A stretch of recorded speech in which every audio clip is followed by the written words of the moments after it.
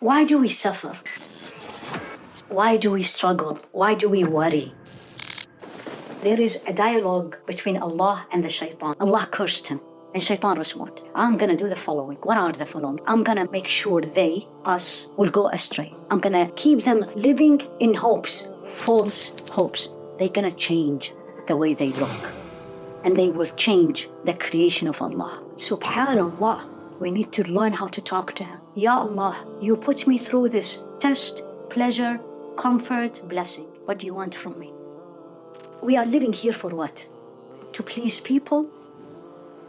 To please ourselves? Or to please Allah? What would you say to your 18-year-old self if you had a chance? Living in the West, how do you see the future of Islam? Are you hopeful for the future of Islam? Never lose hope. Assalamu alaikum, Dr. Sheikha Haifaa Younis. Thank you for accepting our invitation. We are honored to have you with us. Jazakumullah khair for the invitation. Yeah, it's our pleasure. Can you tell briefly about your background? I was born in Iraq, so your neighbors. I grew up in a family, may Allah bless my parents, both of them passed away, which focuses on education. I always loved to read. And then a couple of things happened where I started reading more, connecting more, and he showed me that there is no pleasure and happiness except when you are connected with Him. Throughout all this journey, subhanAllah. How can a Muslim woman, or Muslims in general, increase their love for the Quran, have their relationship with the Quran?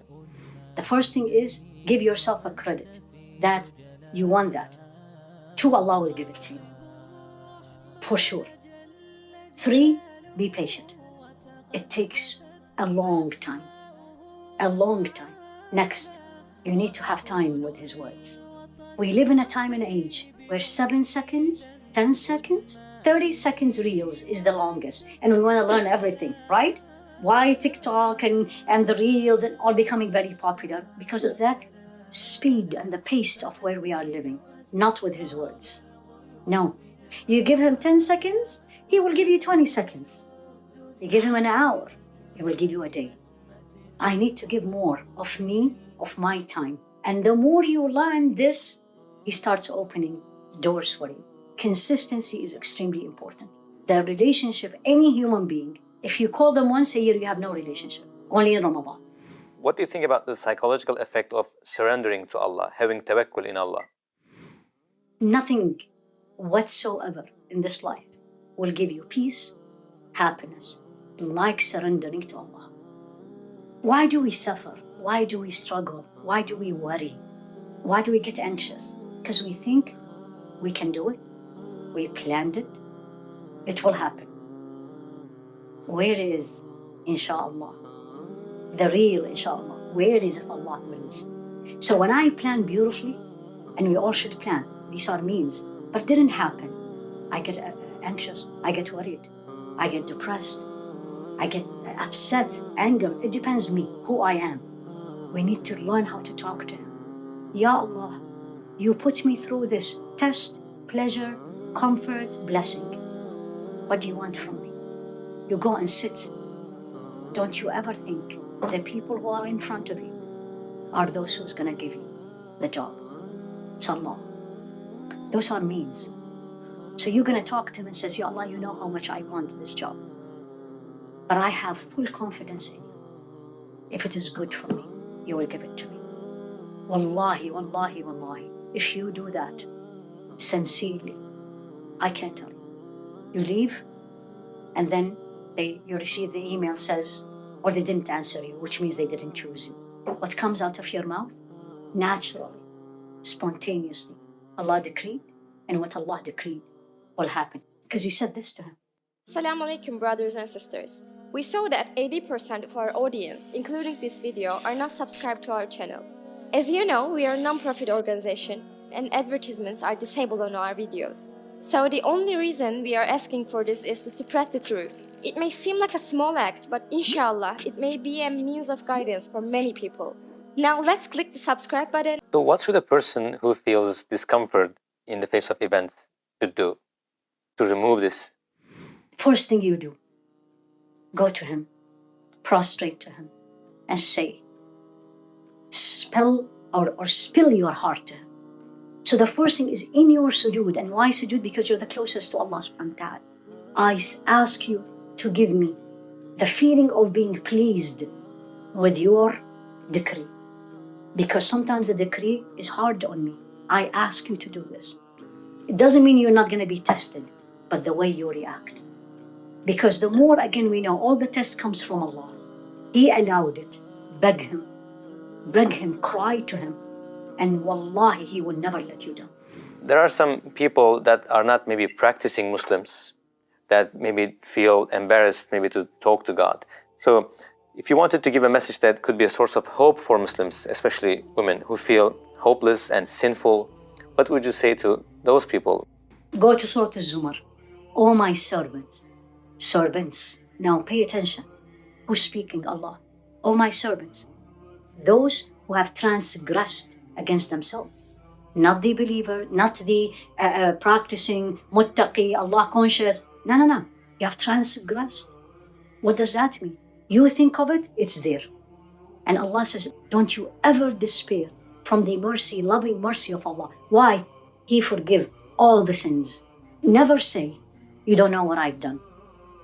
Never. Because you're not talking to me. Maybe I will say, I can never forgive you. You don't know what you did to me. This is a human being, level. But with Allah, turn to him and says, you know what I did. But I also know that you will forgive me. And he will. Another beautiful verse, I love this one. In Surah An-Nisa, the woman. And Allah say this in a rhetorical question. What will Allah get from punishing us? But he wants two things from you. If you are grateful and you are a believer. And Allah, now he used the same name. Allah is all grateful and aware of my mistakes, aware of my sins, aware of my shortcomings. What does he want from me? How do I be grateful to Allah when I turn to him and I said, I know you will forgive me. And I know you will help me to go through these sins. You know why I'm grateful? Because I know he is able of doing this. Today, women who do not meet the beauty standards set by the media and society can feel ugly. And young girls who do not feel beautiful may face problems such as depression or low self-esteem. So what's the beauty standard according to Islam? And what should be done when we come across a sister who feels bad for this reason? Standards of beauty has changed. Who put this? And who's the creator? The answer is obvious. Allah is the creator. Social media, the biggest influence these days. Biggest. It has a lot of beauty, for sure, but also has a lot of impact. There is a dialogue between Allah and the shaitan. There's many dialogues in the Quran. And Allah says, Allah cursed him. Devil, shaitan. And shaitan responded. And then he says, I'm going to do the following. What are the following? I'm going to make sure us, will go astray. I'm going to keep them living in hopes, false hopes. And I'm going to order them. They're going to change the way they look. Subhanallah. Every time I read it and I was like, Ya Allah. And they will change the creation of Allah. So here you are, my beautiful sister. Number one, you're beautiful. You're beautiful. You know why? Because the one who created you is Al-Jameel. Number two, do you really want to follow the shaitan? That's a question you ask yourself. Do you really want to do that? Who are you trying to please? That's very important in our life. What is the goal? We are living here for what? To please people? To please ourselves? Or to please Allah? What would you say to a hijabi Muslimah who wants to take off her hijab? You know when you love someone and you really want to please them, and then suddenly you find that they changed. And you keep saying, what did I do? And I say this to Allah. This is why I probably have seen in this interview, a lot of the emphasis about a personal relationship with Allah. Because no one will keep you strong. People may be, but the main thing is you, because we get weak. So when you are, and first thing I say, why you want to take it off? We have to be realistic. Answers you will hear. I'm scared. I don't feel comfortable. It's choking me. I think everybody is looking at me. I think, again, I am not beautiful. People telling me if she is not married yet, I will not get married. I will not get a job. I'm worried they will not promote me. And all these I wouldn't say it's false. Sometimes it's true. So I say, number one, let's talk about it. What is making you weaker? And then you have to look at each one of you. It is me. The last verse in Surah Al-Ankabut. Allah said, those who struggle for our sake. Keeping the hijab is a struggle. Not taking the hijab is a struggle. Keeping going to the mosque, to Fajr, waking up for Fajr, all the other things, not looking at haram, not following this person, that person. It's a struggle. So, as a great example in front of our eyes, how do you think women should balance their work life, family life, and their religious life? Women more because of the addition of the motherhood or being a daughter, or what's the society expect from you or think you can and you cannot do. And I get this question so many times from people. Number one, intention, which is the foundation of this religion. Everything you do has to be for Allah, including cooking, changing diaper, cleaning the house. Because then that becomes a form of ibadah. So you don't feel, I didn't read my Quran today because I didn't have time, I am not a good Muslim. No, because what Allah puts you to do, it's pleasing to Allah. That's where He wants you to worship Him. Do the things in the right way, in the right time. Don't drag the time. Number two. Number three, know your priorities. If you are a mother, the priority is children. Not you're going to go and leave everything and study Islamic studies. Then when your children, let's say, go to school and you are not working, then you have this time, use this time wisely for Allah's pleasure. Intention, efficiency, priority. And most important, one and last, is a dua. Although we know that Islam values women, the media tries to create an image, a negative perception to the contrary. So what is the reason for this? How can we explain that Islam really values women? The best way to change the misconception about Islam by you and me, by setting the example. The Muslim woman doesn't know anything. You know what? Don't write anything. Act like. This is what I always tell women. You know what? You go to a grocery shop here, right? And you're coming with your Islamic dress and Islamic head cover. So they assume you are this and this and that. You have 2 minutes to change the mind of the person who is the cashier, here for us because most are non-Muslims, or the people in the line, or you're in the bank, you're in a public place. That's your opportunity. Act friendly, nicely, smile, speak, courteous, and they will say, wow, is that a Muslim woman? Yeah, that's a Muslim woman. So she is educated. She is a mother by choice. She decided to stay home by choice. Not everyone. So you have to think of what are the misconceptions, right? And I just gave you a couple of them. And then you have to, in your daily action and interaction, change the mind of people because there is a lot of media.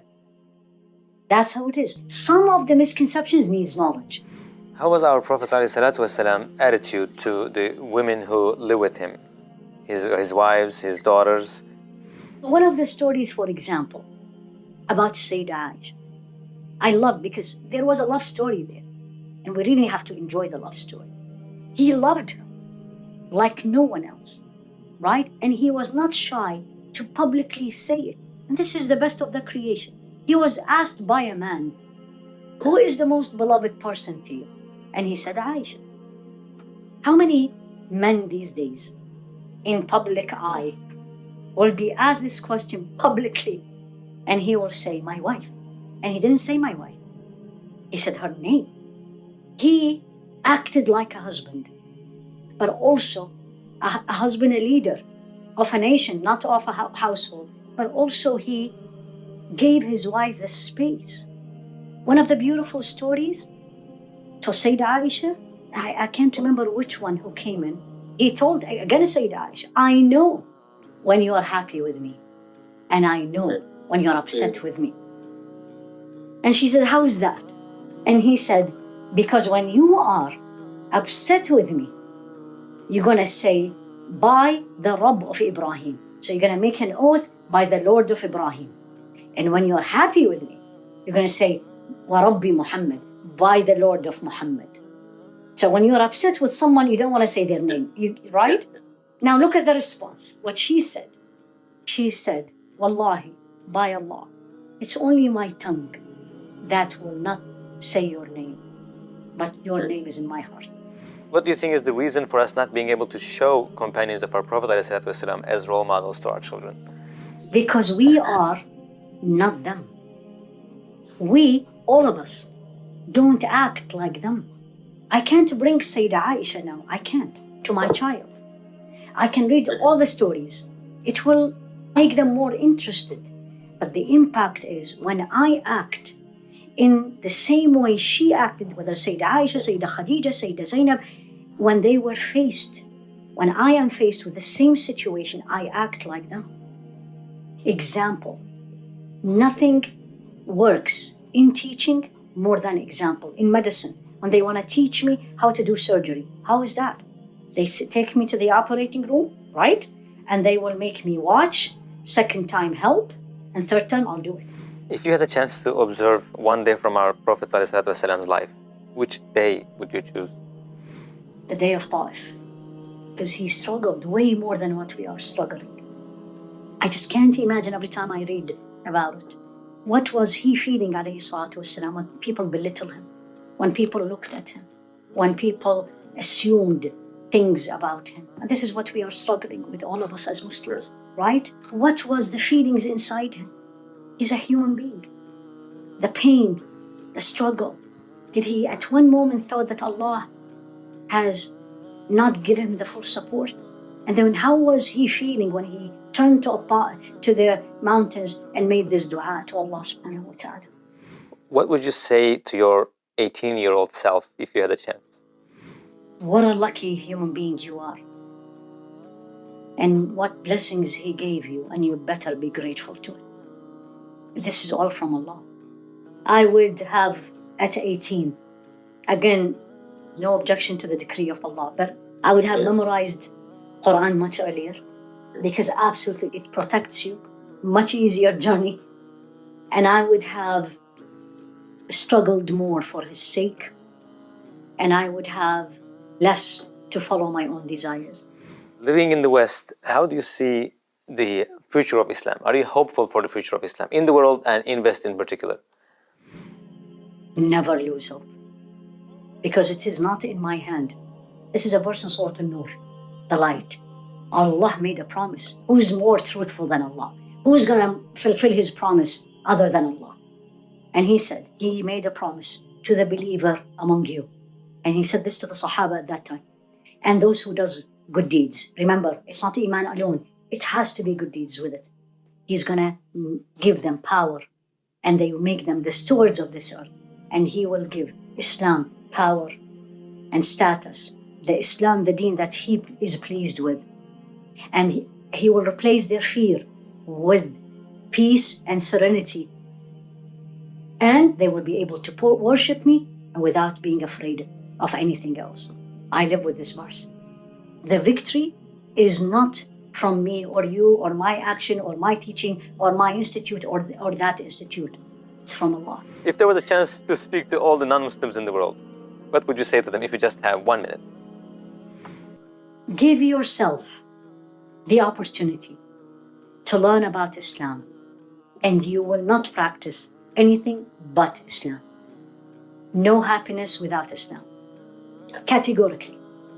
No peace, internally and externally, without Islam and Islam practiced properly. And in the common word, you don't know what you are missing. Jazakallah khairan, Dr. Sheikha Haifaa Younis. We benefited tremendously from this interview. Thank you for your insightful, beautiful answers. So pray for us, inshallah, and hope to, inshallah, meet you in person. And inshallah, Jazakumullah khair. I really enjoyed it. Jazakallah khair. We too, sister.